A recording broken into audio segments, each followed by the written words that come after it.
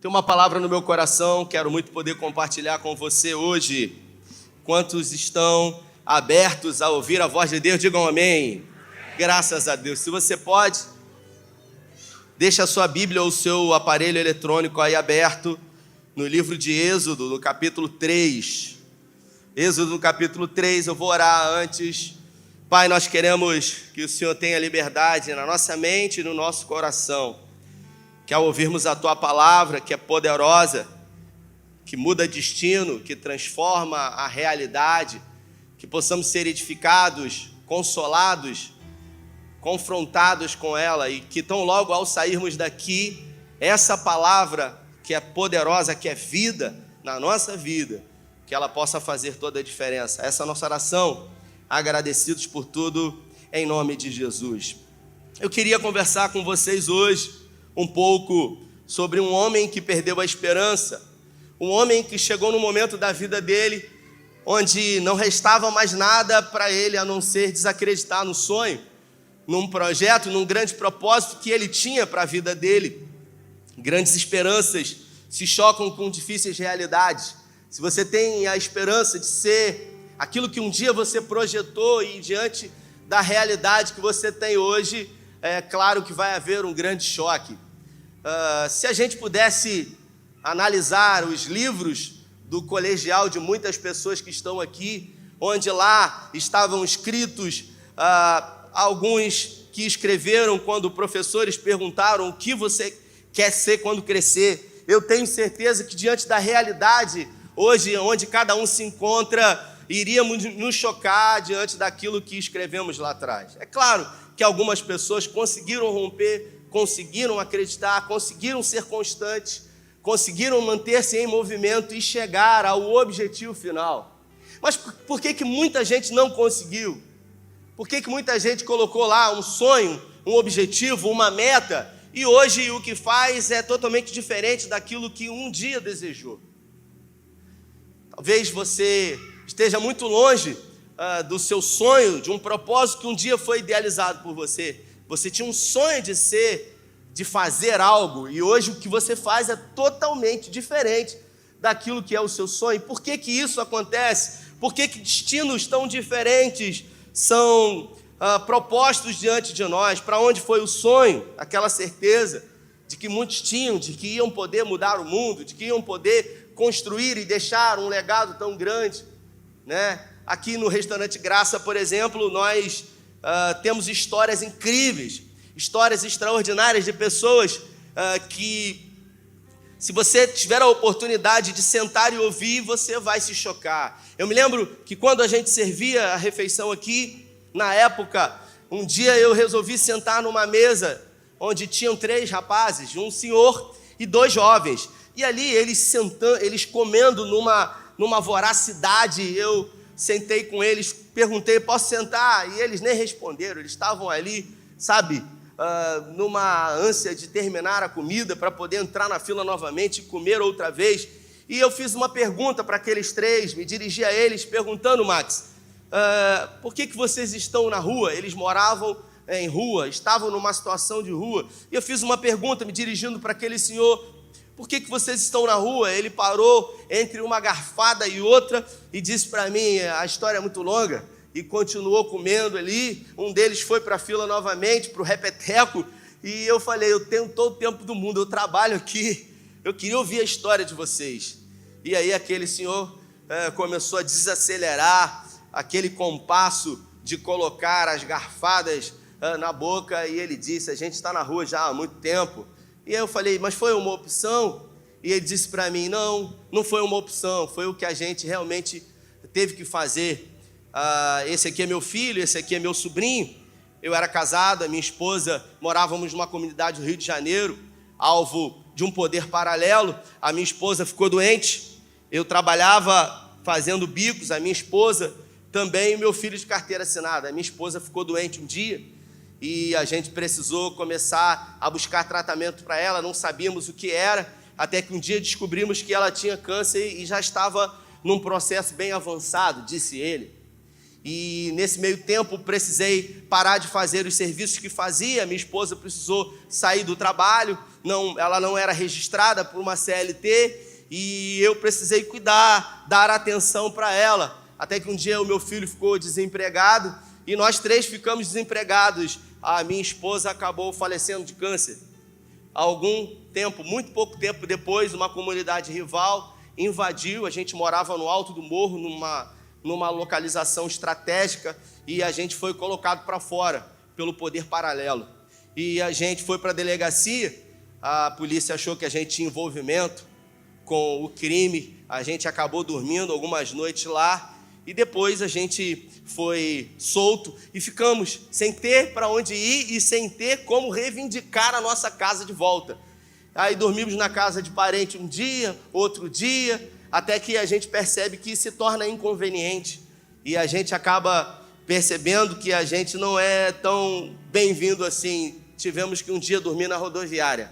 Ele disse para mim: difícil foi a primeira noite, as outras elas foram um pouco menos pior. Passado um tempo, nós estamos 5 anos já na rua. Esse é meu sobrinho que decidiu andar com a gente, se tornaram um andarilhos. Eu, confesso, William, aqui fiz uma pergunta ousada para aquele homem: mas você não sente saudade, você não tem vontade de ter uma casa, de ter de volta dignidade, de estar diante, de sonhos, de realizar projetos? Foi nesse momento que ele largou a colher e se levantou, muito maltrapilho, sujo, castigado por estar no sol, na chuva, no vento, na erosão. E ele olhou para ele mesmo, olhou para mim e disse: quem que vai me dar um emprego nessas condições? E a gente acaba percebendo que talvez aquele homem, quando era jovem, tinha sonhos diferentes da realidade que ele se encontrava. Assim como o sonho de um homem que foi criado numa boa educação, que frequentou as melhores escolas da época, que foi colocado muita expectativa sobre ele, Lucas, que ele foi ensinado na melhor educação, na melhor escola da época, era poliglota, era especialista em escrita da época, com gráficos, e ele foi colocado sobre ele uma grande expectativa dele ser colocado numa posição muito importante da época. Esse homem, depois de crescer, depois de se formar, depois de se tornar alguém muito importante, ele, numa briga, numa desavença, ele acabou assassinando outro homem. E por assassinar, agora, ele era alguém que ia ser colocado na cadeia e ele resolveu fugir, porque entre estar preso e fugir, ele decidiu fugir. E ele decidiu realmente se tornar um andarilho. Ele cresceu e foi colocado sobre ele expectativas de ser um grande homem, num posto, numa posição, mas diante de acontecimentos que aconteceram na sua vida, ele agora se tornou um fugitivo, alguém que vivia fugindo, alguém que a sociedade marginalizou, alguém que poderia ser chamado de um assassino. E essa é a história de Moisés, um jovem judeu que foi colocado sobre ele muita expectativa, afinal, ele iria ser o libertador do povo, havia uma expectativa sobre ele, para que ele pudesse ser levantado, afinal, ele foi acolhido pela filha de Faraó, ele seria, dentro da ordem natural, o sucessor ao trono mais importante do mundo antigo. E Moisés, ele estudou na Universidade do Sol, ele foi formado em areógrafo, a escrita com letras e com símbolos da época. Moisés, ele era importante, ele era inteligente, ele falava alguns idiomas, e ele achava que ele estava pronto, e aos 40 anos de idade, visitando as obras que os hebreus, escravos, realizavam, Moisés, ele se deparou com um egípcio, subjugando um hebreu, e ele resolveu ali matar aquele egípcio. E ao matar, no outro dia, ele achou que estava tudo bem. E esse mesmo judeu que estava sendo subjugado pelo egípcio, estava brigando com um outro judeu no outro dia. E Moisés foi lá e apartou a briga, dizendo para ele: vocês são irmãos, por favor, não façam isso. O que Moisés mais esperava daquele judeu era um agradecimento, diante do que ele havia feito no algoz daquele homem no dia anterior. Mas aquele homem, ele demonstrou muita raiva diante de Moisés, dizendo para ele: o que você vai fazer comigo? A mesma coisa que você fez com o egípcio ontem, você vai me matar e vai jogar a terra sobre mim? E ali Moisés precisou fugir. Um estímulo aversivo, algo que nos confronta, que nos incomoda, fez com que Moisés fugisse. Moisés abandonasse um chamado, Moisés abrisse mão de expectativas que foram colocadas diante dele. E Moisés, ele fugiu durante 40 anos, irmãos. 40 anos fugindo de um passado mal resolvido, 40 anos fugindo de um sonho, fugindo de expectativas que foram frustradas. Alguém que era príncipe se tornou um pastor de ovelhas. Alguém que estava diante de homens em guerras, porque ele chegou a comandar algumas batalhas, agora era alguém que cuidava de ovelhas, era alguém que degolava, era alguém que tosqueava ovelhas. Alguém que diante de uma posição tão importante, não desmerecendo a posição de um pastor de ovelha, mas diante daquilo que ele estava sendo projetado para fazer, alguém que se conformou durante 40 anos com uma vida mediana, com uma vida medíocre, por medo de não voltar mais de onde saiu, por fugir da vida que tinha. Durante 8 anos, os primeiros 8 anos de Moisés, ele teve a maior formação dele. A sua primeira professora, ela não teve nenhuma formação acadêmica, uma hebreia chamada Joquebede, que colocou um depósito precioso dentro de Moisés, dizendo a todo momento para ele: Moisés, nunca se esqueça, Moisés, de quem você é. Moisés, nunca se esqueça de um propósito que existe na sua vida. Você nasceu dentro de um contexto de impossibilidades. Existe um propósito maior, existe uma expectativa, existe um clamor do nosso povo, e você será usado para isso. No meio a impossibilidades, ele foi colocado naquele rio Nilo, cercado de crocodilos. A sua mãe Joquebede colocou lá betumes nas frechas daquele cesto, e ele foi colocado lá estrategicamente. Quando a filha de Faraó se banhava, ouviu o grito daquele menino. Miriam então pegou o menino e levou para a filha de Faraó e disse: é um menino lindo. E ela disse: caramba, que incrível, a senhora quer que eu procure alguma hebreia que dê de mamar a ele até que ele desmame? E ela disse: sim. E agora Joquebede recebeu para cuidar do seu próprio filho durante 8 anos. Ela ministrou na vida dele, ela investiu na vida dele, ela semeou na vida dele palavras de vida que marcaram a vida dele para sempre. Eu me lembro de uma palavra de um pastor americano, de um bispo, chamado T.D. Jakes, uma das grandes referências americanas. E um dos maiores temores do bispo foi quando o seu filho resolveu fazer uma universidade, Ellen, num outro estado. O bispo T.D. Jakes, ele se viu apreensivo, afinal, o seu filho nunca havia saído de perto dele. E agora iria morar numa república, num outro estado, com pessoas diferentes, com etnias diferentes.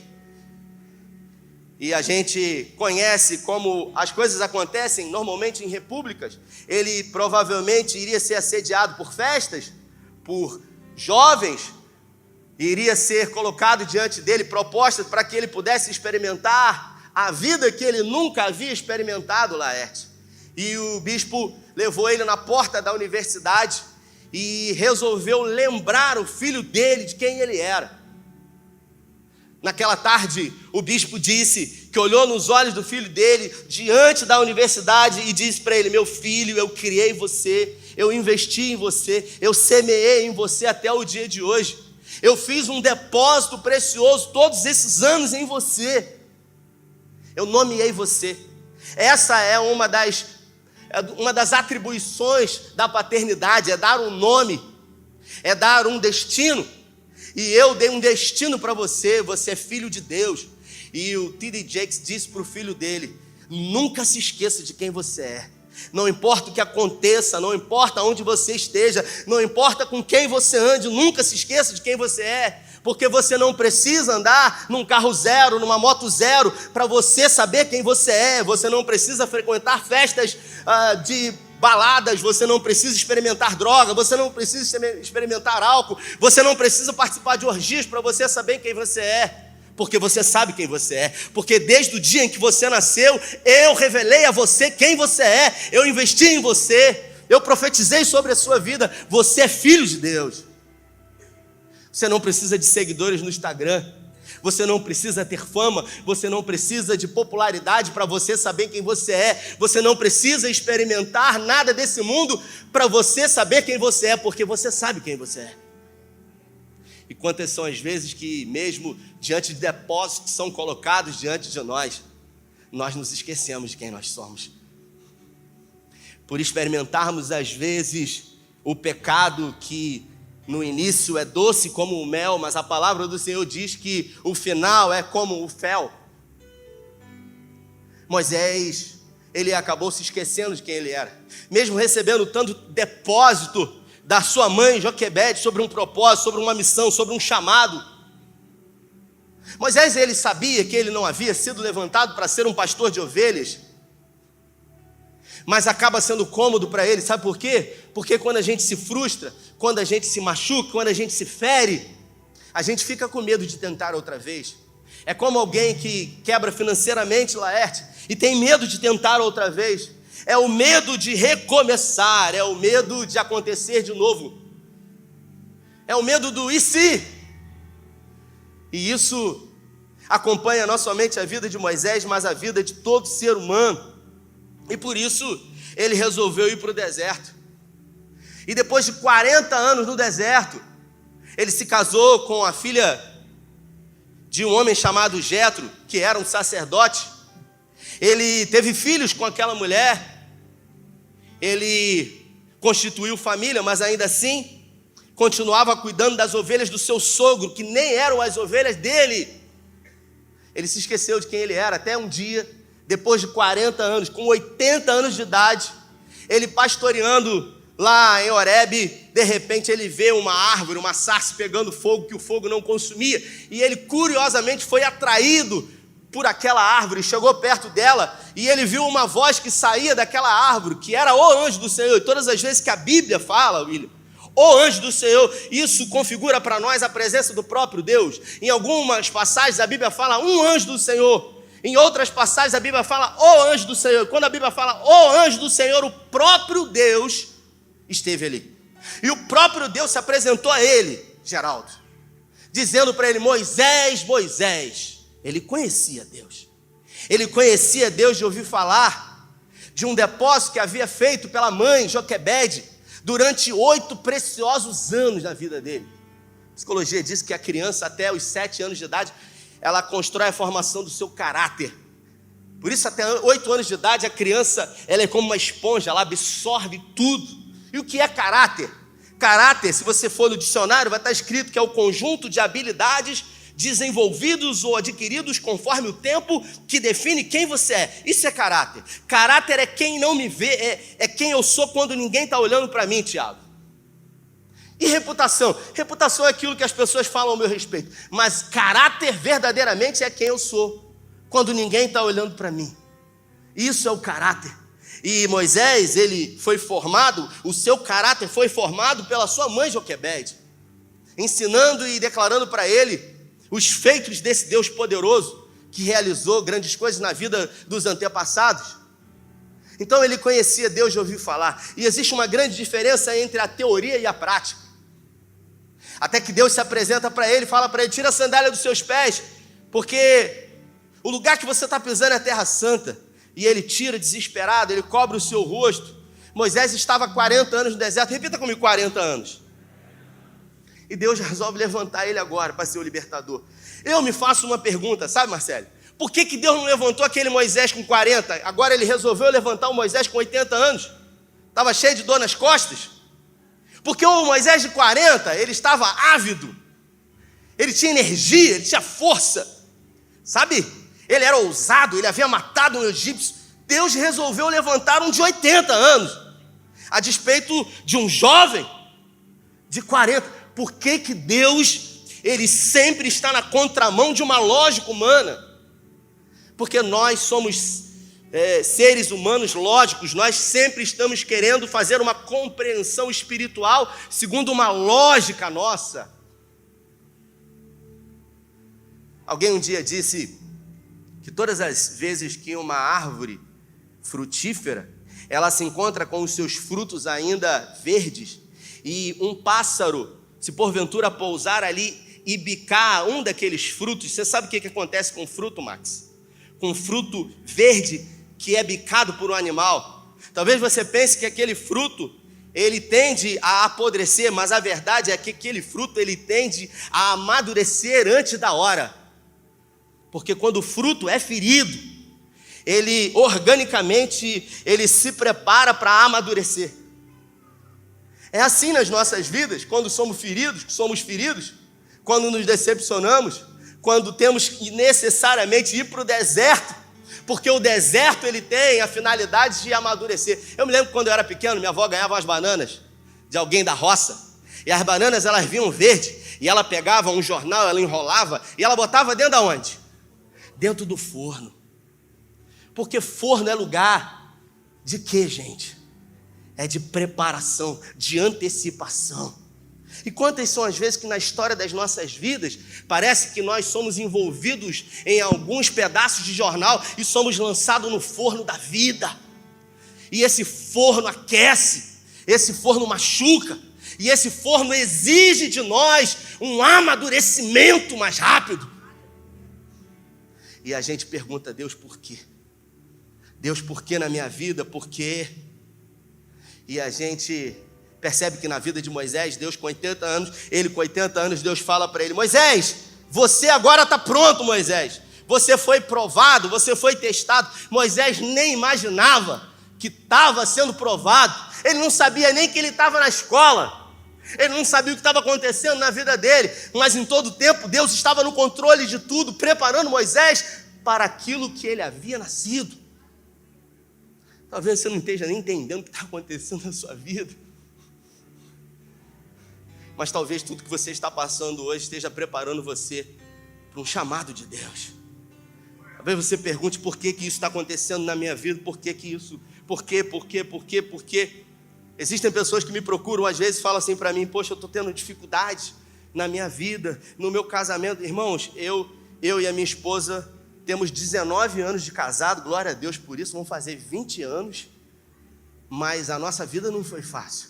No início do nosso relacionamento foram brigas, a gente brigava, era igual cão e gato, brigava muito, brigava. Eu morava perto do bombeiro, ela morava aqui no Braga, eu tinha uma bicicletinha que tinha comprado de um irmão financiado, e todo dia eu ia para a casa dela, mas a gente brigava todo dia, era igual cão e gato. E aí eu já saía de casa falando assim: cara, vou lá pro Braga para poder brigar, meu irmão. Meu Deus do céu. Naquele mês de agosto que bate aquele Nordeste, cara, você imagina, cara. Eu chegava desanimado. Aí quarta-feira eu falava assim: cara, hoje eu não vou brigar não, cara. Hoje eu não vou falar com ela que eu vou ficar por aqui. Aí eu ligava para ela e falava: oi, tudo bom, amor? Não, eu vou ficar por aqui hoje, não vou ver o jogo e tal. Não precisa vir mais. Meu Deus. Até quando não quer ir, briga. Briga quando vai, briga quando não vai. E as brigas eram frequentes, e terminava. E eu não entendia. Eu falava: rapaz, será que é de Deus esse negócio, cara? Que a gente quer resposta? Será que essa menina é escolhida de Deus para mim? A gente quer terceirizar a responsabilidade. O Cláudio Duarte diz que na vida Deus só escolheu a mulher para um, que foi Adão, e não deu certo. Então é contigo mesmo, meu irmão.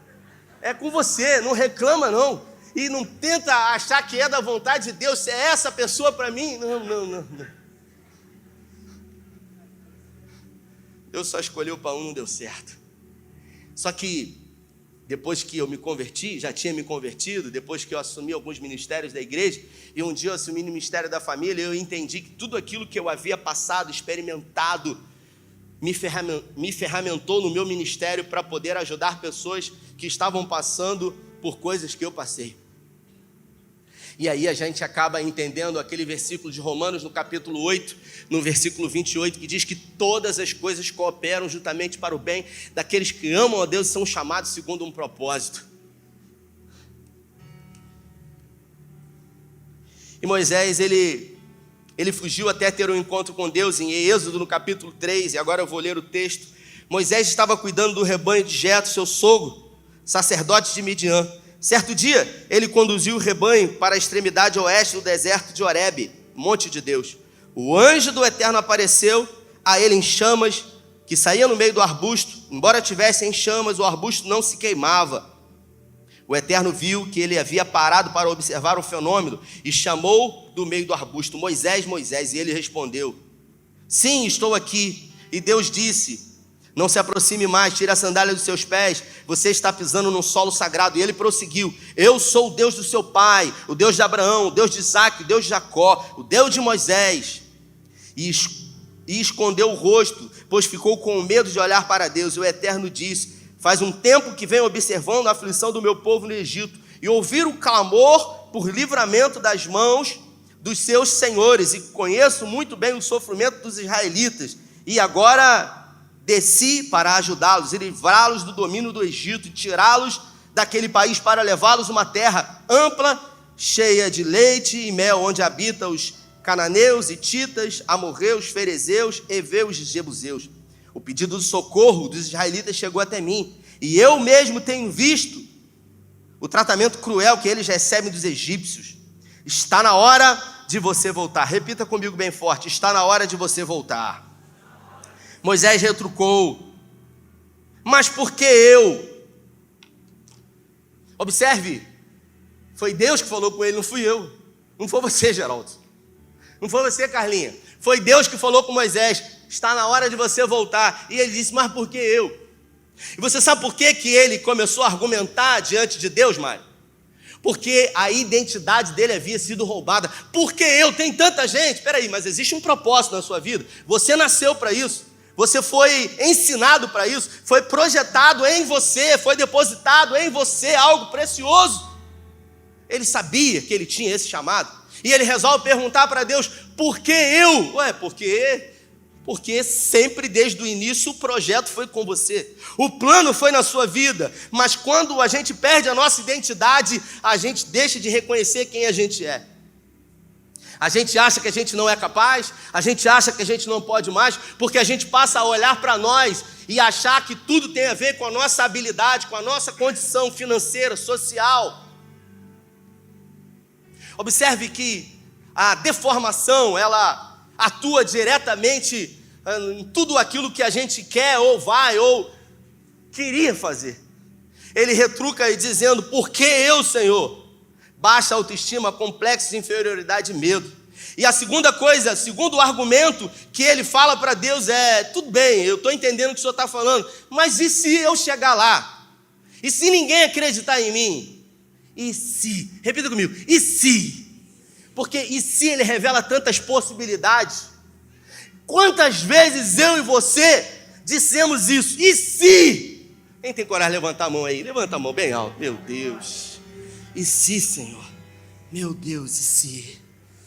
Vai lembrando aí, Espírito Santo, para o pessoal aí, e se? E a gente acaba percebendo que depois que o tempo passa, 80%, 90% das vezes que a gente projetou e imaginou que ia acontecer errado, nunca aconteceu na nossa vida. E a gente quase morreu com o e se. E a gente quase ficou pelo caminho com o e se. A falta de confiança em nós, a falta de confiança em Deus. O nosso problema é achar.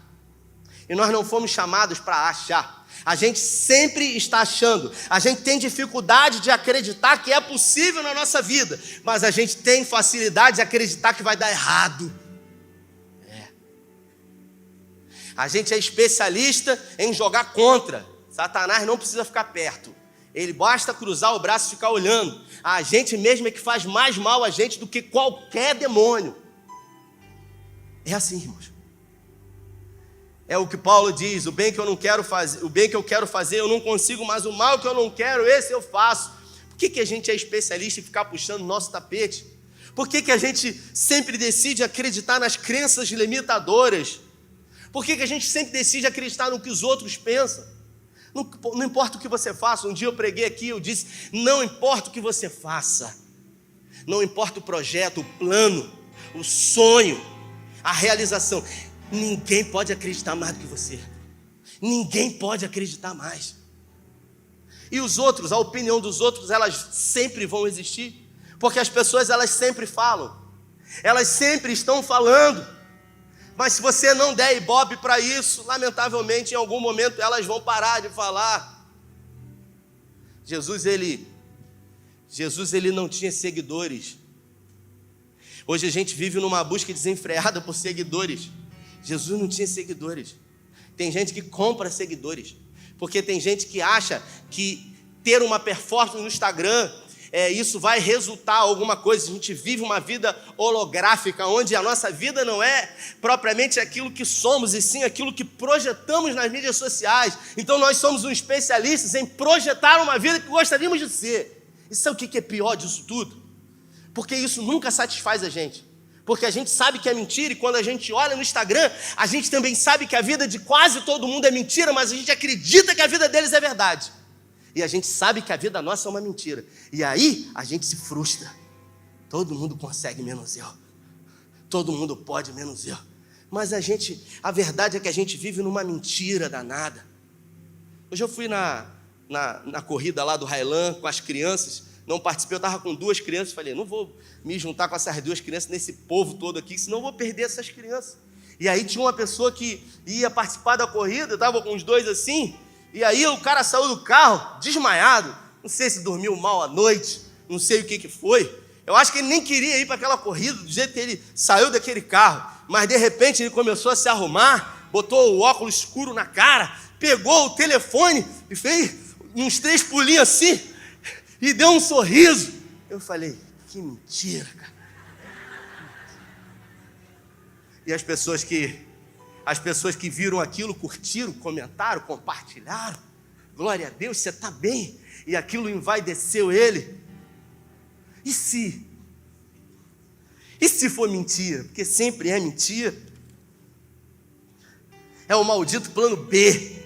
O maldito plano B que destrói a gente. Não, porque se der errado aqui, eu volto logo, eu tento aqui. É o maldito plano B, irmãos, que destrói muita coisa na nossa vida. Porque quando você só tem uma opção, você não pode errar, você não tem o que fazer.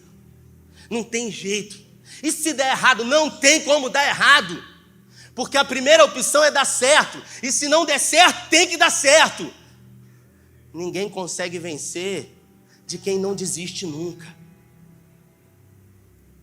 Ninguém consegue vencer de quem não para, de quem não desiste. Estava assistindo um podcast, o cara estava falando sobre um jogador de basquete. E um atleta novo, eu esqueci o nome dele, um atleta novo, foi aquele que morreu na queda de helicóptero. Como que é o nome? Eu não sei falar esse nome não, meu irmão. Kobe, alguma coisa aí. Kobe Bryant, é isso? Opa! E chegou um atleta novo, e aí ele era ídolo ele era o Kobe alguma coisa, era ídolo desse cara. E aí ele chegou lá e ele falou, vou chegar mais cedo, que aí quando ele chegar lá ele já vai estar treinando. Quando ele chegou lá, meu irmão, 8 horas da manhã, o cara já estava suado. O cara, esse Kobe Bryant, já estava suado. Aí ele falou, amanhã eu vou chegar às 7 horas. Ele chegou às 7 horas, o cara já estava ensopado. Ele falou, vou chegar às 6h30. Quando ele chegou às 6h30, o Kobe Bryant estava ensopado. Aí ele chegou para ele, você nunca vai chegar antes de mim. O cara falou isso para ele. E aí sabe o que aconteceu? Em algum momento ele quebrou a mão do pulso. E ele falou, agora eu vou chegar cedo. Quando ele chegou às 6 horas da manhã, o cara já estava ensopado, com a mão quebrada, com gesso. Por isso que ele era o que ele era. Agora, quando a gente olha para alguém que conseguiu chegar num lugar que pouca gente chegou, a gente sempre acha que esse alguém é melhor do que nós. Não. Ele só fez aquilo que nós não estamos dispostos a fazer. É isso. Porque tudo tem um preço. Você nunca vai ser bom naquilo que você faz pouco. Eu nunca vou ser bom naquilo que eu faço pouco. Você quer ser bom? Você tem que praticar. Eu tentei ser jogador de futebol. Eu sempre jogava quando eu levava a bola, quando a bola era minha, Vinícius. Quando não era, as pessoas não me conheciam, eles até me botavam primeiro. porque eu chegava todo arrumadinho, mas quando eu dava o primeiro passo errado, agora a gente tem que saber o que a gente quer, e a gente tem que investir nisso. Moisés, a terceira objeção: eu não sei falar em público, eu tenho dificuldades. E se você lê em casa, ele começa a argumentar para Deus, sabe, coisas e dificuldades dele, até que Deus ele resolve olhar, sabe, para a alma de Moisés e destruir todas as defesas de Moisés e dizer para ele qual é agora a desculpa para que você cumpra o propósito que eu tenho na sua vida. E Moisés não teve mais o que dizer. E ele foi levantado por Deus. E ele voltou, e por isso que ele é o maior líder do Antigo Testamento. O maior líder do Antigo Testamento. Um improvável. Um assassino. Alguém que a sua vida foi marcada por erros, por fugas, por abandonos, por desistências, por fracassos, que Deus resolveu levantar e acreditar. Se foi possível para Moisés, o que diria de mim? Moisés é conhecido como o amigo de Deus. O amigo de Deus. No início da Bíblia, Moisés era conhecido como um homem colérico, porque quem numa situação normal, vendo uma briga entre duas pessoas, é capaz de assassinar o outro? Numa frieza, e no outro dia agir como se nada tivesse acontecido, até que Moisés ele pegou e ficou 40 anos dentro do forno, enrolado com um jornal. Ele pegou 40 anos de deserto, porque o deserto nos lapida, o deserto ele nos aperfeiçoa, o deserto ele nos prepara para sermos quem fomos chamados para ser. A gente sempre reclama do deserto. Algumas pessoas se vitimizam, porque isso na minha vida, porque aquilo outro. Mas a verdade é que muitos de nós nos tornamos muito mais fortes depois do deserto que vivemos, depois das lutas que enfrentamos. Decepções com líderes religiosos eu já vivi. Aborrecimentos com pastores também já tive. Escândalos em igreja também já vi. Mas eu decidi me manter em movimento a despeito de tudo o que aconteceu, e por isso eu estou aqui hoje, porque eu decidi acreditar que é possível. Assim como o Felipe Ansem diz, sou cristão apesar da igreja, que é um lugar difícil, um lugar que inevitavelmente produz dor e feridas no ser humano, mas que deveria produzir vida. Mas se na igreja em algum momento eu fui ferido, é nela que Deus vai usar pessoas para produzir cura na minha vida. Se coloque de pé em nome de Jesus. Eu queria perguntar para você nessa noite, se o Espírito Santo falou com você, se essa palavra foi de encontro ao seu coração e incomodou você ao ponto de você, em algumas frases que eu disse, talvez pensar, poxa, ele está falando da minha vida, ele está comentando algumas coisas que aconteceu na minha história, ele está falando hoje coisas aí que eu estou vivendo, caramba, esse culto é para mim. Talvez Deus tenha trazido você aqui para ouvir essa palavra, para que verdadeiramente Ele possa dizer para você o que Ele disse para Moisés. É hora de voltar. É hora de você voltar para o lugar que você não deveria ter saído. O lugar de fuga, o lugar que você foi desonrado, no lugar que você foi envergonhado, mas vai ser exatamente nesse lugar que Deus vai colocar uma honra sobre a sua vida.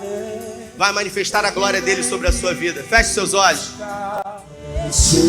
Eu quero orar com você. Eu não vou chamar ninguém à frente hoje. Queria que você fechasse seus olhos. Mas se o Espírito Santo falou com você, e se você entende que você precisa voltar, eu não vou chamar à frente. Eu queria que você se manifestasse para Deus, que você levantasse uma de suas mãos aos céus. Pai, é no nome de Jesus que homens e mulheres levantam as suas mãos, reconhecendo, Pai, que se perderam em algum momento, que se desviaram, que fugiram, que se encontraram com medo, que se decepcionaram, que diante de coisas que aconteceu na caminhada, esqueceram de quem eram, esqueceram daquilo que foi depositado dentro delas. Pessoas que reconhecem, Pai, que diante de traumas, a sua identidade foi roubada. Mesmo muito ouvindo para nunca se esquecer de quem se é, em algum momento se esqueceram. E é no nome de Jesus que eu quero orar e que eu quero pedir que o teu Espírito Santo ministre nesses corações, em pessoas que estão com as suas mãos erguidas, reconhecendo que precisam do toque do Senhor, reconhecendo que precisam de uma manifestação da tua presença na vida deles. Pai, no nome de Jesus, uma vez mais eu te peço, toca na vida de homens e mulheres que estão aqui com medo, envergonhados, tímidos, levantando até mesmo a metade da sua mão, mas que precisam desesperadamente do toque do teu Espírito Santo. Por isso é no nome de Jesus que eu declaro profeticamente sobre a sua vida, meu irmão e minha irmã, que hoje começará um novo tempo na sua vida. Hoje o Senhor startará novamente o chamado, o propósito, os sonhos que Ele sonhou e idealizou para a sua vida.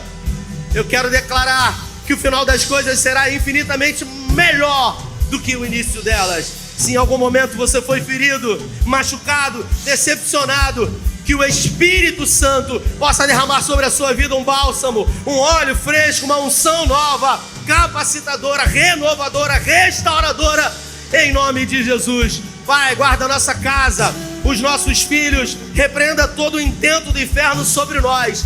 Nós queremos declarar que esse novo mês, o mês de maio, será um mês muito bem-vindo em nosso meio.